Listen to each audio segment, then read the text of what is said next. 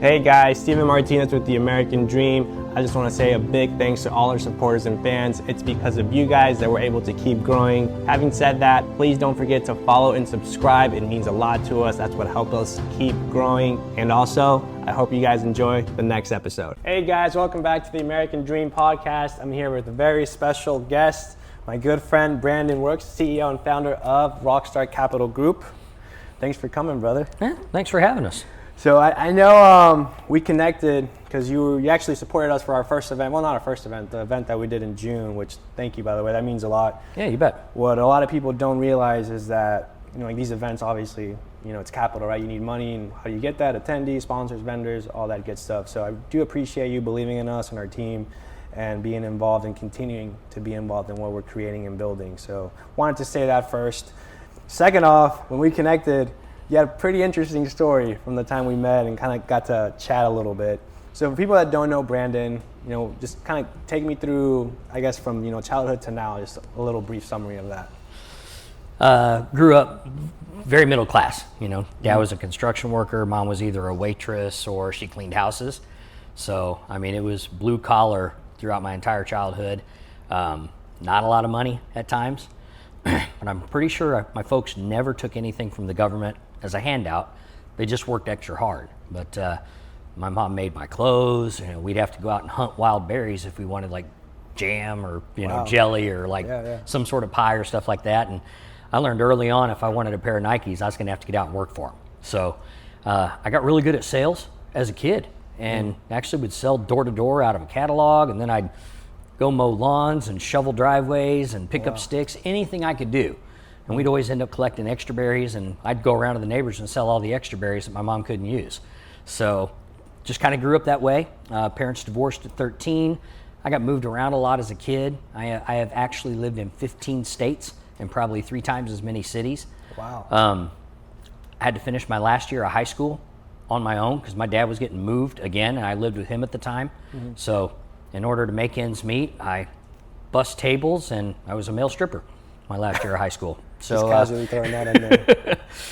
Ended up doing that kind of off and on, even while I went into the Navy out of high school, which, by the way, I ended up with a GED because I had all these transfers, and I was a half credit short in fine arts, 3 weeks before graduation. And I was already signed up to go into the Navy. So went into the Navy, did 6 years. I'm a combat Desert Storm Navy veteran, did 3 tours in the Persian Gulf. Wow. Got out, and I did not want to do what I did anymore. I was an advanced electronic warfare technician operator, so I ran the anti-ship missile defense system. Wow. And had a top secret clearance, and got out and went into sales, and it just kind of all blossomed from there, so to speak. So there's obviously a lot more, but that's kind of a recap. That's a very interesting transition, though, from being essentially in the Navy to sales. And it's very funny because we have a lot of guests that actually have military background, and then they jump into entrepreneurship. What made you kind of do that transition? That's like flipping a coin pretty much. Just anywhere I worked never really fulfilled me, in like achieving more. It was always like just the task at hand was just too easy, and I got too bored. I think I've always had that entrepreneurial spirit since I was a kid. So a regular job just doesn't suit me. And if I'm awake, I'm working. I'm not happy unless I'm doing something and achieving something. But I also started setting goals as a kid. I'd actually write my goals out. I was very goal oriented, and I set goals at that time, early on in my life, that some of them, I made them some pretty long-term goals, and I'm now just starting to achieve some of those today. Wow. We talked a little bit about, I remember when I was like 18 years old, because we grew up so poor and never really had anything really nice, and it was a Ford Pinto or, an old, beater Ford Ranger truck that my dad drove or something. I'm like, someday I'm gonna have a 10-car garage and 10 vehicles. I've got 5 cars so far. I'm working on the rest. I've got to build a garage now, right? Yeah. But I don't know. I think it was just kind of my childhood and those aspirations and dreams of not wanting to be normal, not wanting to struggle, not wanting to only, have the bare minimum or barely get by. I just decided a long time ago to not do what I saw happening around me and figure out how I was going to achieve more. And really the only way I saw that happening was through entrepreneurship. It wasn't going to be through college. It wasn't going to be anything like that. I mean, I could barely get through high school. Not because I wasn't smart enough. It was just boring, you know? And come to find out, I actually have like a 143 IQ, and that's why school just bored the crap out of me, you know? But that entrepreneurial spirit, there's just something about striving for more, achieving more, creating something that benefits others, you know? And fortunately, getting into sales, it was never about me selling something to make money. It was, am I selling something that I'm helping somebody else accomplish what they want, need, or desire? So, and a lot of people have heard me speak before, I've never actually pulled the typical sales routine. Most of the clients just sign or buy with a real simple, easy option close question. I always just present A and C, low end, high end. I'm like, which one of these makes more sense to you? And if they hemmed or hawed, I'm like, did something in the middle kind of work for you? And they, yeah. And I'm like, but they would just pick one or the other. I never like, here's the paper, you know, here, sign here, or, you know, you need to make a decision tonight. You got to do this or you don't get this deal. I hate that. I've never pulled the high pressure close. Same here. People want to buy, they just don't want to be sold to. And if you figure that out, you have a very long-term successful career. And it's transitioned into, as a highlight, my sales career, it morphed from selling MCI long distance to then selling in-home water treatment systems. I went into the mortgage industry, started selling mortgages. I started helping investors buy investment property. I gave everybody phenomenal deals in mortgages. And then I got headhunted into, you know, larger real estate. And I haven't made a cold call in over 20 years. All I did was just send out letters to all of my past clients and, hey, I'm no longer selling water treatment systems. I'm in the mortgage industry. Great, I need a mortgage. We loved working with you, you know? Yeah. And then I got into investment real estate. Fantastic, we're looking for some real estate investment deals. You know, I just sent letters out to all my past clients, but because I never burned any bridges and I remembered who they were, and I jotted down little notes about them, what their kids' names were, what looked like in their house, what kind of car they drove, were they a Chiefs fan or were they a Cowboys fan or whatever. And I remembered those little details, and people have just followed me all along the way. So we proudly today run about an $85 million real estate fund, and quickly on our way to $100 million in assets under management. Every single one of our clients is an existing client or a referral. That's incredible. Never cold call, no marketing, none.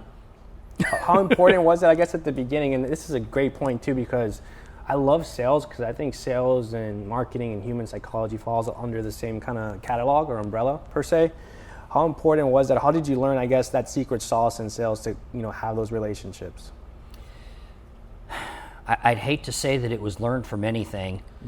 It was just always kind of natural to me, if that makes sense. Yeah, it does. I had taken one of these personality tests when I was with EcoWater. And I was like the number 3 sales rep in the world the 5 years that I was there. Yeah.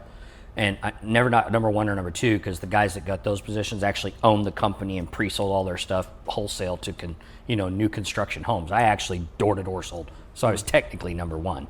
But it just came natural to be good to people, not be pushy, and I ended up having one of the highest closing ratios in the industry. You know, I broke record after record. I have Wall of Fame record, plaques up at EcoWater still today that have never been broken. And it wasn't so much about achieving those goals. They just set them, and I just always hit them. And they go, we'll make it bigger, because then Rockstar can't hit this one, And then I did, But it was the only, you're going to hate this. Everybody's always like, read this book, read that book, well, watch this, follow this, do this. I've read 2 books in my life, 2 self-help books. Okay, what are they? Think and Grow Rich by Napoleon Hill, yeah, and Awaken the Giant Within by Tony Robbins. And I read those in the Navy. Okay. And when I got out of the Navy, I put those principles I learned from those 2 books to work. Plain and simple. I have a ton of books, and I'm sure you know most of the authors yourself. Yeah. They're in one of our networks, and I've got a ton of books that all these guys have written. I will read them someday when I semi-retire. Yeah. I'm gonna own them for now because you're my homie. You're my boy. It's funny because I have a mini library too of all the books that my friends have wrote. They're like, don't ask me if I read them now. I don't have time. I'm doing my thing. Doing my thing. No, but I want to touch a key point actually. So you mentioned you traveled across 15 states, correct, as a child? I've lived coast to coast and Hawaii. So I think that's a big component, I would say, in terms of adaptability and being able to adapt. So take me through that and how you applied being adaptable as a kid to business. Yeah, you had to make friends in a new place all the time. And some of the places, there were people like me, and some of the places I was the minority, and you had to learn to adapt. And I've just always had that, that personality I can get along with just about anybody, right? I can talk with a doctor, I can talk to a guy with a PhD, I can talk to a blue-collar worker, and people are people, and you just find some commonalities, you do some mirroring traits, you kind of act a little like or follow a little bit of their, body language and whatever. But I think that's part of it is all those different moves. I was in a lot of different demographics. I lived in Alamogordo, New Mexico. It was my first stepdad was in the Air Force. When my mom got a divorce, she remarried an Air Force guy, and that moved us to White Sands National Monuments. And then we ended up moving into town into Alamogordo, New Mexico, and I was the minority. There was like 10 white boys in our school, right? Luckily, I made friends with the police chief's son, David Gutierrez, I believe his name was. And so there was a little group of Mexican guys that let me be in their clique, And I remember this is kind of a funny story. I learned to fight as a kid. My dad put me in boxing. He goes, look, you're little. You're probably going to get picked on. You need to learn how to self-defense. So I boxed silver gloves for 2 years and golden gloves for 1 year. And I did that before I had moved to New Mexico. One of these times I was walking from our trailer park that we lived in, don't make a lot of money in the Air Force. I was walking to town and I was taking my bike and I rode my bike and then I got off and I was going across a basketball court and there was a group of Mexican guys there. And they immediately started razzing on me and they were coming after me and they threw the basketball at me and I'm like, ah, shit, here we go. There was 4 of them. I just picked up the bike and I swung it and I knocked 2 of them out cold. And then I just went for the biggest guy and started pummeling him. And then I got to school, the other guy was like, okay, I'm done, but I got to school and Richard Gutierrez, he was Richard, pretty sure. It was a long time ago. And he's like, dude, I already heard about it. He goes, you hang with us. And so it was kind of cool, but I had to learn to defend myself. I was in a place where it was not the norm. And but then I made a lot of friends. I also had to learn to carry around a knife, and I learned how to throw axes and knives. And they would see me do that because I go down there on my lunch break at school. There was a place right down the street. And people were like, oh, don't mess with Rooks. That boy knows how to throw a knife and an axe. You don't know if he's got one on you, So, but there's been places I live like Hawaii, where they don't like haoles, They don't like us over there for the most part, the natives or the Hawaiians. And it's interesting living in all the places that I've lived in. Most of my life I've lived in the Midwest, Kansas City, Missouri, in and around that market for most of my life, probably about 20 years out of 56. We live in Bentonville, Arkansas now, by the way. Where did I live? Skytook, Oklahoma. Lived in Amarillo, Texas for a while. Of course, California, Oregon, Colorado, Iowa. Iowa's cold. We're never going that far north again. I like it where it's warmer. I don't care if I ever see snow again in my life, you like right? Houston's nice. But it did. You're exactly right. It's moving to all those different places, starting a new school all the time, sometimes a new year or mid-year. I was kind of the class clown too. That's a way. That's a way I found my way in. I was the funny guy, you know. So I think that versatility plays a key component in childhood. It's always interesting because you see the success, but it always comes down to the mindset. And then when you look at the mindset, it comes down to the childhood, whether it's a rough upbringing or whether the parents were just super motivating to the kid, or I guess in this case moving around and seeing opportunities and stuff.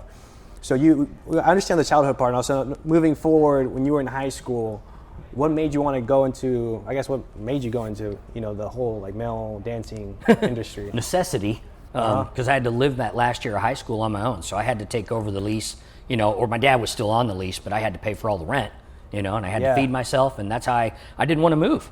He was moving, and I was like, I'm not moving. I'm going to finish my senior year here. Because it was North Kansas City High School. I'd moved there for my junior year, and I was getting ready to move again. I'm like, not my senior year. And I was already signed up to go in the Navy. And I knew how to work. You know, I built houses with my dad and decks, and I knew how to do all kind of woodwork and trim and finish and rough in. You know, and like I said, I bust tables. I picked up whatever, you know, construction work I could, and then I just danced. You know, that was easy. That's just like part-time gigs. Yeah. Good money, cash. I'm picturing the clickbait now. I'm just like, from male dancer to 85 million. That's crazy. It's not the norm. It's just part of my story, right? Yeah, no, it is. But it's funny too, because I'm sure maybe you learned something within that, some sort of lesson. No fear.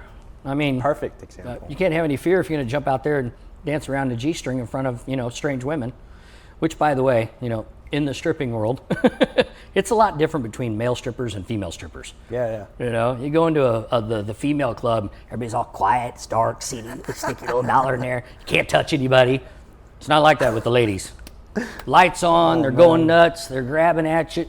It's a different world. Yeah. I'm sure. I wouldn't know, but I'm sure. I'm assuming, yeah. We can talk stories after the podcast. Yeah, that's after hours for that. So moving forward from there, then you decided to go to the Navy, correct? And then I did, yeah. And then I even danced while I was in the Navy. Whenever I was in port, I'd run private ads. When I was overseas, I'd get behind the bar in the Philippines. I'd start dancing. And then all the European tourists would come watch me, and then other bar owners would, you come dance at my bar, you know? Yeah. Well, it's because more of necessity, because you weren't even getting paid that well. Oh, you don't get paid crap in the Navy, right? All the Navy guys are like, just hang out with Rooks. You get all the free drinks you want. Yeah. He knows exactly what to do. So what did the Navy teach you with discipline?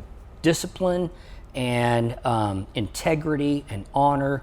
You know, I've always been a patriot at heart, and all the men in my family in my past have served in the military. My dad served in the Navy. My grandfather served in the Navy, and I just knew it was something I had to do.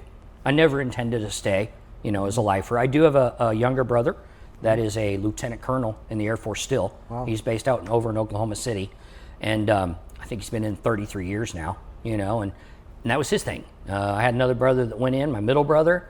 He didn't last. I think he actually got booted out early, but that was he's had a rough life. You know, it's amazing how all children can turn out so differently in a family. Yeah, right? With the same upbringing. It is all three of my brothers, you know, extremely different. Yeah. And but yeah, the Navy was good for me, and it got me up early in the morning, which I've just continued that. You hear it in our network. It's like we get more accomplished from 5 a.m. to 9 a.m. than most people will accomplish in a day. So I still get up early, and you know, it's about accomplishing what you're tasked to do. You know, there are 530 plus investors now that rely on us to be diligent about what we do and make sure that we're constantly giving them a great return and a great investment. And a lot of that discipline comes from the same thing. You know, when I'm on that ship and doing my job, there's a whole ship full of people relying on me to do my job. And I think that's, there's gratitude. There's not gratitude. There's gratification in making sure that you're performing at your best. And that's what it's always been for me. So you'd be a big advocate on obviously discipline being big, but then also, you know, really being time efficient with your time throughout the day. For sure. You know, someone posed this question the other day. I know Chaz Wolf, he runs Gathering the Kings, and he had posed a question about, I wish I could remember it right now, but something about how long does it take you to make a decision? And, you know, in your business or what you do. And I posted, it takes 2 minutes. Think about it, assess it, make a decision. Yeah. Don't look back. Yeah, I agree. Sometimes you're going to make bad decisions, but you know what? At least make one. Don't hem and haw on it and think about it and dwell over it and ask everybody's opinion, because everybody's got a different opinion, right? Just do it. Learn by example. Learn by actually taking action, you know, just like the books we talked about. So many people read all these books, but they never take action. And then they start getting clogged up with too much information, you know, and they can never actually just dive in and do it. But we were taught in the Navy, this is exactly how you do your job. This is exactly what it takes to accomplish it, you know, and you had to make really quick decisions and reactions. I've been in combat, and I've been staring at, there was one case where we had this, it was a plane from Iran that shot off 2 missiles, and they were coming right up the back of our ship in the convoy that we were running. We were doing oil tanker escorts. And I picked up immediately, and I had a photographic memory. So I was like, boom, I told them exactly what it was. I said, we got 2 of these, we're coming right up our ass. And I recommend I'm gonna fire chaff, and we go, turn 20 degrees starboard. So we did, and we did it. And the sonar guys are like, we only have 1 target. And I'm like, there's 2. There are 2 different frequencies. But it was that fast action, and then getting them ready and doing that, launching chaff, which distracted one of them. Chaff's like a big cloud of aluminum and all that in the sky. And it went off, and then they picked up the 2. And then if you've ever seen the ships and you see that big white dome that's on the side of the ship, it looks like R2-D2. They call it a Sea-Whiz, close-in weapon system. It can fire like 3,000 to 5,000 rounds a minute. So all they did was they finally picked it up with that and boop, blew the other one out of the sky. But so you have to make quick decisions. So I learned to make quick decisions early. That's a good point too, because technically now we're not talking just about a fast decision, but now we're talking about making a fast decision at a high stress level situation. Oh yeah. Now, how do you use that in business whenever you're going through something? Or whenever you mess up or you do a mistake? Obviously your business right now is skyrocketing, but I'm sure you had moments where, were you broke before when you were starting your venture? Sure. Yeah, I mean, what we're doing is never really been done in our industry to the level that we're doing it, which is really exciting. And believe me, there's hiccups all along the way, and there's things that we learn all along the way. But you can make those decisions and they can be wrong, but just own your shit and own it. And if you have investors, get communication out to them. Don't hide behind it. Say, look, this is what we ran into. This is a new experience. Here's how we're tackling it. This is what we're going to do to make sure it doesn't happen again. Fortunately, it's gotten pretty easy for us because, I created my wealth in physical real estate. Sold, helped people buy investment properties. I started buying investment properties. I ended up raising capital, and then we bought large scale investment properties. And at one point, we were up to close to 500 doors, either managed or owned, by our funds or by me personally. And recently just got out of all of them a couple of years ago. I have 1 property left down in Georgia next to the military college. It's like a student house. And it just kicks out so much money, I just can't let it go. And one little nice tax deduction. But I made my wealth from there. But now what we do is we're like the bank. And our investors invest with us, and they just receive passive income because I lend it to my strategic partners in the Southeast. And what they do is they take raw ground, get it fully shovel ready, permitted, and engineered, meaning the plat's all laid out. The builder knows exactly where all the lot lines are, how many lots it can get on it. There's still no construction done. This is what we call a paper lot. And then my partners sell that to the biggest builders in the country. So we've hit that level of success where now we're dealing with the biggest buyers in the country, and you can't build anything without the dirt first. So we've kind of solidified ourselves in a, well, no pun intended, but a ground level opportunity, right? Yeah. They get the ground 100% ready for those national builders. And those national builders, when they close on the ground, they can put construction equipment on the ground the very next day and start. And not a lot of people have done that to the scale we've done it. There's usually developers that are in their certain markets. And they'll do 1, 2, 3 pieces of developments, over the course of a year. But we've taken the company from about 5 years ago, and the very first project we did was about a 100-lot townhome project, and raised the money, was all in at $3 million, sold it to Ryan Homes for $6 million. Nice. Just dirt. But what happened is when the real estate collapse happened in 2008, a lot of the biggest builders in the country got basically caught with their pants down, had all this ground on their balance sheets, and that hurts their stock prices and their share prices and their performance, right? So a lot of things shifted to where they'll buy shovel-ready permitted ground all day long, but then they usually have to still buy it, go get it engineered and laid out and mapped out for what they do. But my business partner, Lindsay Jarvis, teamed up with Tim Samuels previously from Ryan Homes, and had another business partner, and then they went out and they started hiring some of the top land asset managers in all of the markets in the Southeast. Wow. Away from the national builders and said, you come work with us and we'll fund these transactions. We'll get all this stuff put together. You do what you've always done, and then we'll turn around and sell these things to the builders. And, well, long story short, we now have a 56,000 lot pipeline of about $1.5 billion of ground. And a lot of it's come to a head over this last year. It took 4 years to sell $103 million in projects. This year alone, they'll sell $160 million. That's incredible. Next year, they'll probably double it. We're shooting for a goal of a 100,000 lot running pipeline and selling 20 to 25,000 lots a year. Let's just say that it's an 8. What is that? How many figures is a billion? Is that 9 or 10? That's 10. Yeah, that's 10.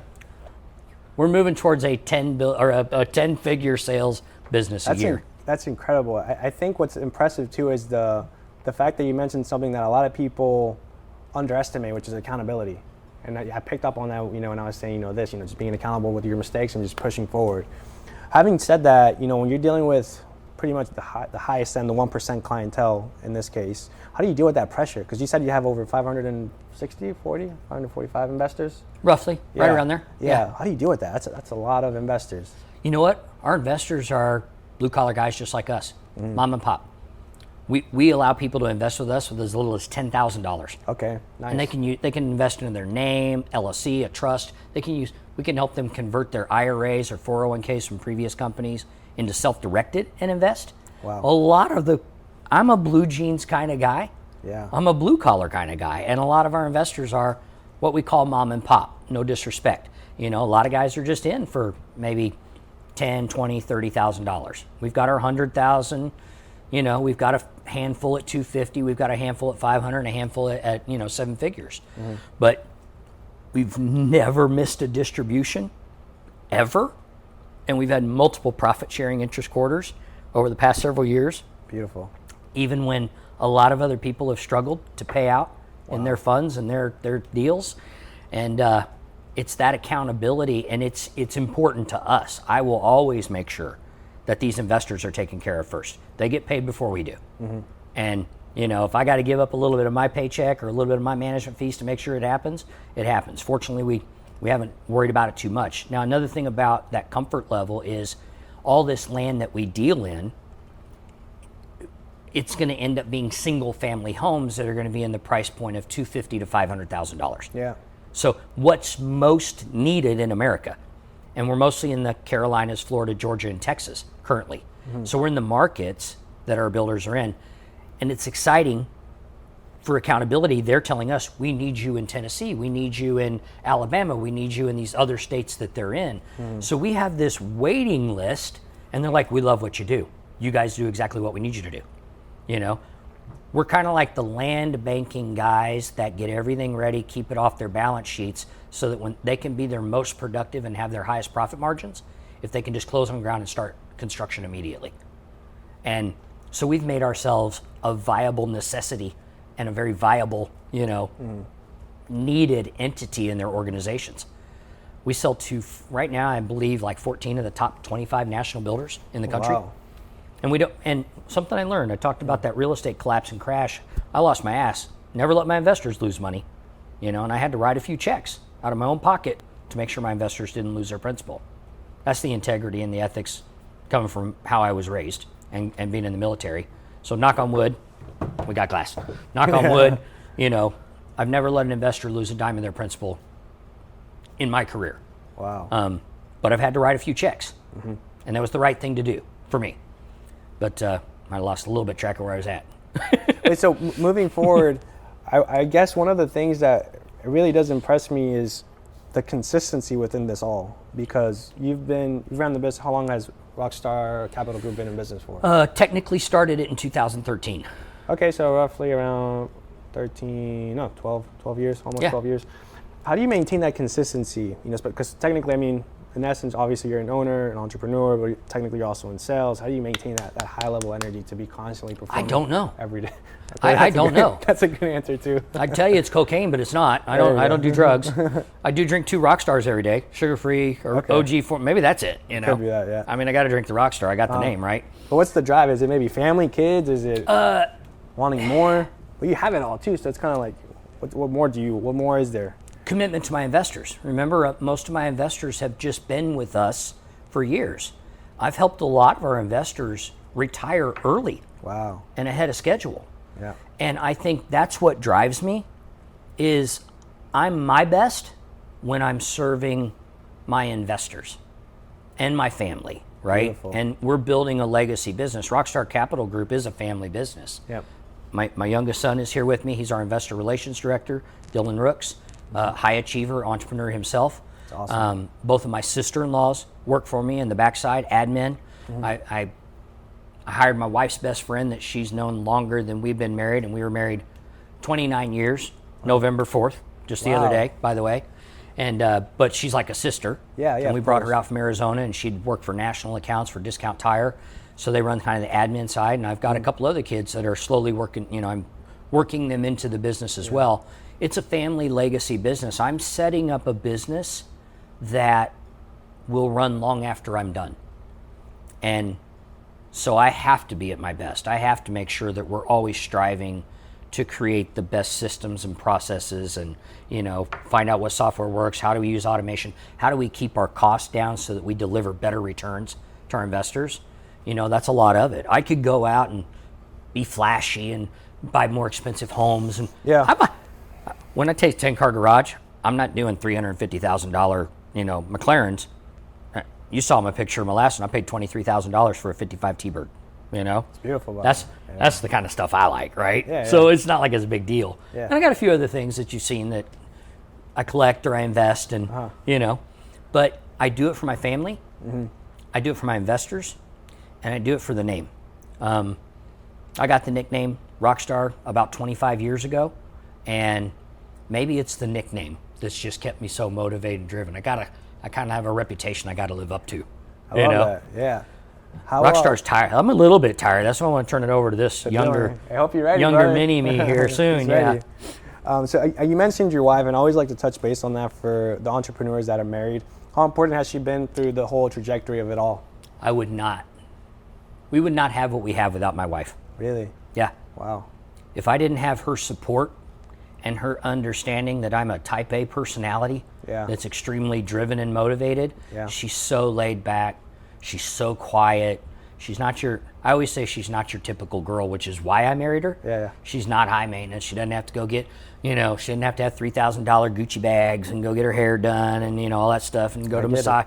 She'll shop at Kohl's and Gordman's and, she likes the simple things in life. She loves being at home, taking care of our 3 dogs. She's fine with me to travel and do all this stuff. I'm like, we're going to Key West. Do you want to go? No, not really. I'm like, well, okay, wait, you're going to Key West this time. You'll like it there. I make her go every now and then, but as long as I take her to a beach somewhere about 2 to 3 weeks out of the year, she's happy, But I would not have what I have without her, because just absolutely an amazing woman and someone to be able to put up with that.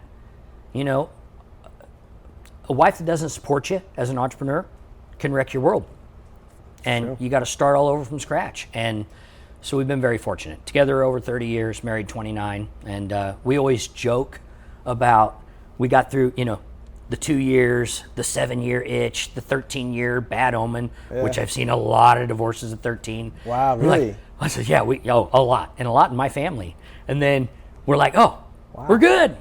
We messed that 13. And then someone we know gets divorced at 20 years, like, oh my God, now we got to make it to 21, And we made it to 21. We're like, yeah.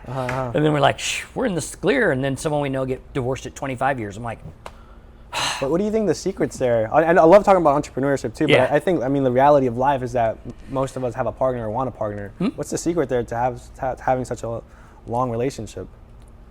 Love them. You fell in love with them at some point in time. Yeah, and there was something you loved about him. And we all change over time. Yeah. Just always remember why you fell in love, and why you became a unit and the vows that we made. to each other. Accept them for who they are. Don't try to change them. That happens so many times in relationships. From what I can see is the marriage gets there and then one of them tries to change the other. You know, it's like, matter of fact, it's funny because when I met her, I told her, I said, look, being a male dancer, which she knew, I'm like, I've been with a lot of girls, and y'all a little bit crazy, and y'all got skeletons in your closet, so let's just date till it's not fun anymore. Yeah. You know, and then that way if we decide to split off, we're good. And she just kind of looked at me and just kind of smiled. And we were dating for over a year, and I never looked at her cross-eyed. We've never even had a fight till this day. Wow. But I just hit a point one day, I was walking out of the room, she said something cute, I turned around, I'm like, I love you. And I'm like, oh crap, what happened? But it was when I wasn't looking, I found her. Yeah. I love her for who she is. Beautiful. I don't want to change her. You know, she's changed along the way. Nothing bad. You know, and I've changed along the way, and she accepts that. We were that opposites attract that worked out and was a success story. So, and being adaptable too in that scenario too, from childhood traveling, you know, understanding that personalities shift and change, and you being so adaptable to that. Definitely. So. Just go with the flow, man. Yeah. Half the time people worry about shit they really shouldn't worry about. You know? You think so? Yeah. There's so many people that get focused on what could happen or what does, you know, it's like, deal with it if it happens, you know, and deal with it calmly. You know, have a level head. She would, early on, she would just write me a letter on how she felt. And I'm like, okay. That was how she addressed what was concerning her. And it was just, this is how it's made me feel. I'm like, okay, that's good, because, you know, I read the book, Men Are From Mars, Women Are From Venus, twice. I don't understand how men and women ever live together, to be honest with you. If you read that book, it's a book. Oh, man, yeah. I heard of it. I wouldn't suggest reading it because it might cause some people to get divorced. Like, there's no way in hell I'm ever going to be able to live with this woman. Wow. Men and women just think differently. You know? That's very true. We think very differently. That's very true. That's okay, right? It's just like what happened last night. We won't get into it, but very big part of the country feels differently, right? Thank God. There's some upset people today. There's some happy people today. Life goes on. Yeah. Let's deal with it. Okay, what's next? Here's what we're going to deal with, you know? Make the best of it. You know, it's just, life can be amazing or it can be a struggle. It's all about the choices we make every day when we wake up. How are we going to tackle the day? What are we going to do? Are we going to be productive? Are we going to do something more? Do we constantly challenge ourselves? Stop getting in a level of comfort. You know, I never want to be comfortable. I want to be successful, but I always want to know what's next. What can I accomplish? What can I achieve? How can I grow this? How can I make this bigger? And I think that is what drives me, is I'm just not happy with complacency. Yeah. I could never work a 9-to-5 job. God, I could never do it. Yeah. You know, I'd go nuts. Working 9 to 5, get home, have your routine, watch a certain sport, you know, do this, do that. I don't watch sports. That's the conversations I miss out on in a new group of people. Get around a bunch of guys. They're all talking sports and stats and all this stuff. Hey, what do you think about this? I'm like, I don't know, I didn't even watch it. You don't watch sports? What's wrong? Are you not a man? And I'm like, I am, but I just rather work and make money. There you go. I'm the same way. I don't watch Netflix. I don't watch TV, movies. Dude, straight business, good conversations, man. That's the way to do it. Life is fun, right? It is. Yeah, it is. Life is fun. You have accomplished a lot. And you know what? And one of the reasons I love it, American Dream. I mean, that's how this country started. And it's still possible today. You can achieve whatever you set your mind to. I'm proof of that. Yeah, you I are. mean, good Lord. And you just have to decide to do it. Decide to be better. Decide to strive for more. You know, I tell people, like, what's your motto? I says, it's the D's, man. It's the desire, the dream, the drive, the discipline, the dedication, determination. You know, it's those things. If you just kind of remember that every single day, what am I going to accomplish? I keep this notepad beside my desk. And every time something comes up that I got to accomplish, I write it on that notepad. And at the end of the day, some of those things got knocked out. I knock it out and I rewrite that list. So the next day I've got room for more. Some days it gets into 2 pages. College ruled, 32 lines. I'm like, when it starts to be pushing 70, I'm like, oh crap, I got to get busy. My list is getting too big, you know? So, And I'm the same way with my emails. Like, if it's in my inbox, it's got to be tackled. I tackle it, I answer it, and if I've answered it and I've done everything I'm supposed to do, I delete it. Do you have OCD? I have OCD. Me like too. A mother, like a mother. Dude, you need to see like everything. Okay, cool. Yeah. I understand. You're speaking my language now. But that's how I handle it. Yeah, me and too. if I handle it and I did what I'm supposed to do and I delete it, then if it comes back, then they still need answers or still needs. But I did what I was supposed to do. I do not like my inbox to get more than 50. If it's started to creep into 50, that means I have to go into the second page. That means I'm missing stuff. So I agree. Again, it's just having those goals and tasks, and part of it's my email, part of it's my pad of paper. I love that. I know, unfortunately, we're getting close to the time now, but I guess for any final remarks, closing statements, for any young entrepreneur, that's trying to, or, maybe they were in your situation or as a child, or they're going through, hard stuff and they want to make it in life, what would be your final closing? Get around other successful people, man. You might be running in a circle that you might never achieve anything great or out of the norm. I love all my family, but there's a lot of my family that I rarely ever talk to or see because they just have a negative attitude, right? Get around others that achieve success. Find something that's a passion for you, something you genuinely have interest in. There's ways to make money all over the place. There's all kinds of opportunities that are out there. Have a dream, decide what it's going to take to achieve that dream, and just start taking actionable goals every day to get there. Success is not going to come overnight. I think that's part of the problem that I see is everybody just wants that overnight success, that instant gratification. Man, I didn't get here overnight, that's for sure. And I never was born with a silver spoon. But I've stayed true to my ethics, my integrity, and my work discipline. That's the thing I learned from my parents. Hard work. Right now, go into the fields that people don't want to do. Like HVAC and welding and, manual. They pay really well because nobody ever wants to do it anymore. That's true. And do a side hustle. Have a side hustle. Your side hustle will eventually take over your full-time gig. That's a great point. So just get around others that are successful. A lot of us want to help others have the same success we do. We want to see you win. Yep. Yeah. And a lot of times we'll coach and mentor for free if we have time. That's true. And see what circle you run in. Is there some bad energy? Is there some people holding you back? Is there some people that not supporting you 100%?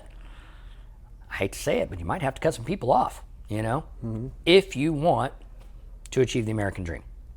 And brother, thank you, man. That was beautiful. All right, guys, thank you so much for tuning into this one. I'll see you guys in the next one.